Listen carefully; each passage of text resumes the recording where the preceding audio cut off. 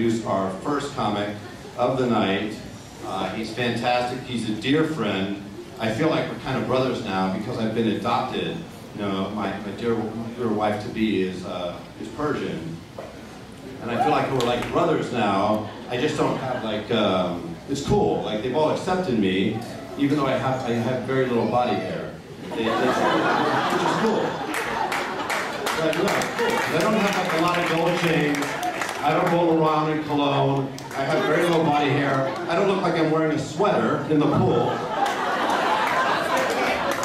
But yes, I'm like one of their own. They love me. I love them. Love my new family. They're fabulous. I've always considered this guy family. Please welcome my dear friend, Mr. Reza Hariri.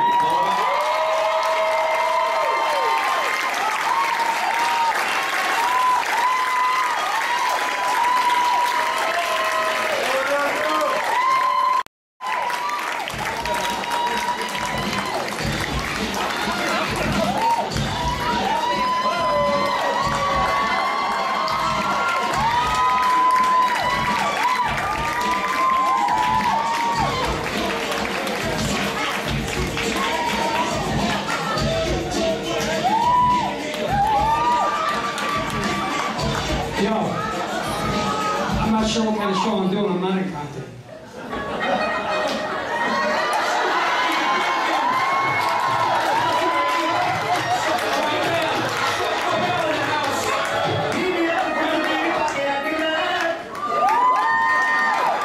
That's what I'm talking about. I was doing the Iranian sea walk. I don't know if you guys can see. I was changing a couple light bulbs. I do what I do.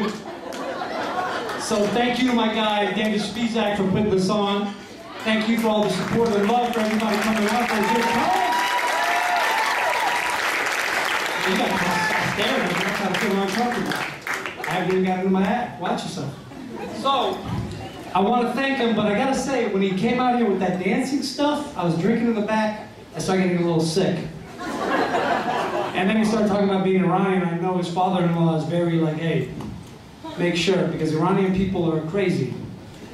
And we don't really accept people coming in, dipping in our pool. And I'm sure that's how we accept. I want to thank my man Chewy Gomez in the house, came out. I want to thank my man, my Ethiopian DJ Supreme. Taco Tuesdays. Any of you guys go on Facebook, he's there. And we got celebrities in the house. I see you looking, Renell Brooks Moon in the house from the Giants. And Kiss, my girl Sylvia Chateau. And I can enunciate whatever you want. I can do all sorts of languages. Anyway, so David, being very new to our culture, right away went with, I'm Persian, I'm Persian. I'm not sure what a Persian is. Is it a hairier version of a Mexican? When I actually came, at the Mexicans, bro. He's laughing. I like it. He's gonna do it. Tell him to keep laughing.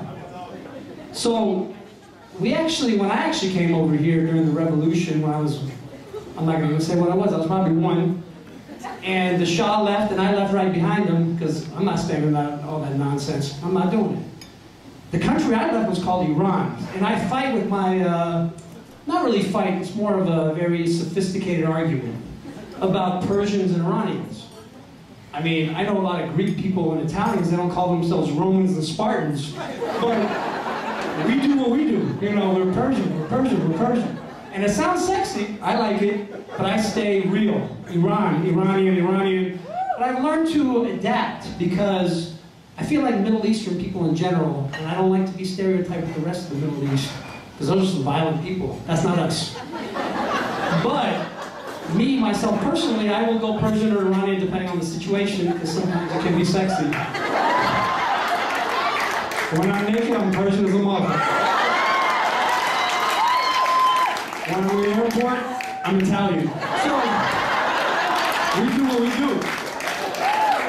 Anyway, so there's a lot of stereotypes that he was saying the thing about hairy and weird shit. I don't understand it. You know, one of the stereotypes is we all drive black BMWs.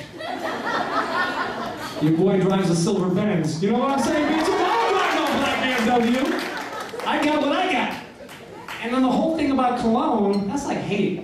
Because don't hate me because my natural scent, being from the Middle East, is polo. I smell good. And you know, some of my Iranian friends here are like, you smell like rice? Because that's what it means in the translation. And I got uncomfortable one time I was out with somebody and they're like, you smell like polo. I'm like, what? No, this is good clothes. I smell good. I didn't eat no rice tonight. It made me uncomfortable. Now I wear Armani.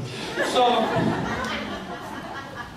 one of the things is, they say like we never like to take girls home because we like what we drive and what we wear better than, you know, where we live. Because most of us probably live at home. And that's bullshit. Because I moved out a couple weeks ago.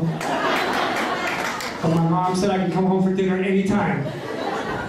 I love her for cooking, she's awesome. But one of the things I think about is, why do they hate on like the hairy thing? I get that. I manscape. I'm not that hairy. Oh, jeez. Some of you see me. I know. I see some of you in the crowd. I know. We remember those bad decisions we made. It was actually a good decision for me. Some of you guys made bad decisions. But I'm party here and business right here. But the weird thing is I don't know when to stop. Because I started with just like a little shave and I'm like, I'll go down to here. And there's some friends of mine from the gym, they see me from time to time, like, hey, is that a new design? I'm like, no. I'm going bacon strip. So one time I was with this girl and she's like, yo, bacon strip was out in '98. I'm like, this is a landing strip. I keep my shit updated. So I didn't know where to stop because, you know, when I was young, people made fun of me when I wear shorts. They're like, dude, you got fur pants. Herbie. But I realized that I couldn't really, you know, manscaping to your ankles is a bitch. And I couldn't do it, so I stopped. I just go right here with some designs. It depends. My martini glasses, whatever you want. You know what I'm doing. So, I love my parents, and it was uncomfortable because I actually had this joke, and then my dad showed up tonight. And I kept trying to sell him, like, hey dad, the show's on at 11, maybe 12, I know you gotta go to work tomorrow, and here he is tonight. So, what are you gonna do? Give a shout out to my pops!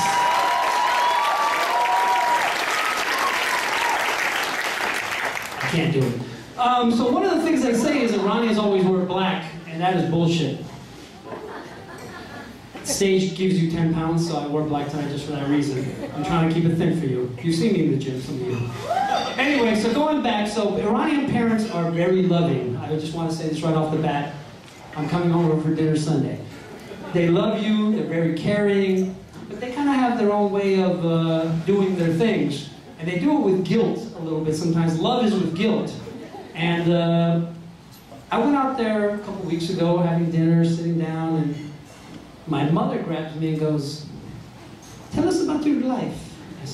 I said, Mom, there's not really much going on. I'm working, doing what I'm doing. Comedy show coming up. Please don't come. And she goes, no, you have to, Reza, you have to decide what you want to do in your life. And I'm like, I don't know what you're talking about. I'm trying to watch the football game. I love what you got. The yogurt is delicious with the cucumbers. I love it. And then my father comes in, and you know, he doesn't mince words too much. You know, your life doesn't mean anything. You're fucked up. I'm like, Dad, what do you mean? I feel like I'm pretty successful, you know? I got a silver Benz, leased. You know, what are you gonna do? I just moved out. Shit. And he's still like, hey, son, you don't understand. When I was your age, I had 2 kids. I'm like, I know, I was one of them, I think. Unless you have 2 kids by somebody else, I don't know. And so he's stressing the situation on me, and my mom's like, listen, we love you right now, you have your hair, you look good. I said, we always have our hair. You know that, right, Mom? And so they're still stressing me. They're like, listen, you're gonna get old, you're gonna lose your hair, you're gonna get fat. And I was like, fuck. And no woman will like you. I said, not even the Benz and that kind of thing? No. You have to freeze your sperm. I'm like, what? They're like, if you freeze your sperm, you can still have children with women. Because right now, you can't freeze, right now you make good look good. Like, this is such an uncomfortable conversation. Do you have any opium in the house? Because I don't know what's going on here. I'm freaking out. God, you guys know Iranian people, don't you? So, if you ever come to my house, don't ask for a popsicle, because I have some frozen espetin. And I will impregnate some of you. I'm looking for good genes, like a big, tall, black person that can play football. That would be awesome for me. Thank you. Dad, forgive me, I just really want to come over. And my sperm is frozen.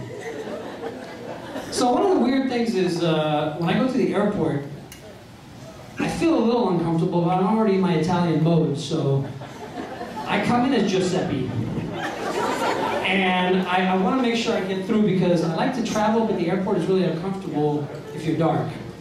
And so when I walk up to the line, there's always this little Filipino girl who's probably like 65 years old. And now they got this new thing where you have to say your last name. And I'm like the Iranian Madonna. I only go by one name, Reza. I don't really put the last name. That was great Spizak did that. I could be your Gugush for all you Iranians out there. Thank you, thank you. Big fan of hers. She's 70 but hot still. And so I walk up and she's like, "What is your last name?" I'm like, "What about my butt?" And I'm like, I try to enunciate my name in different languages. I'm like, Hariri. And she's like, "What is your last name?" I'm like, Hariri. She's like, "Show me your chest." And as soon as I do this, I'm in a different line. The Iranians are right over there. And you know what's weird is you go to the other line, and I know a lot of white people here, you guys don't go on the other line. But when you go on the other line, they have a choice where you can go on that thing, the x-ray machine, and I don't know, sometimes I don't wear underwear, I don't know what they're going to see there. Like with tonight. But sometimes I prefer the strip search. I don't care. Like I go to the dude, and I try to pick my dude with the good gloves. And he's in there doing his thing, and I like to freak him out. I'm like, dude, if you play with my nipple a little bit, this thing could be a lot more fun. I'm telling you. Call me an Italian name, Buonasera or something. Speak Italian, broccoli. I don't know what the fuck you say. So that's a very traumatic experience for me, but I get through it. So it's fun. One of the things about Iranian people, we're not fighters. We are lovers, but we're not fighters. But we like to act very tough because we look kind of tough, but we're not really that tough. So what I like to do sometimes is I roll through Tiburon.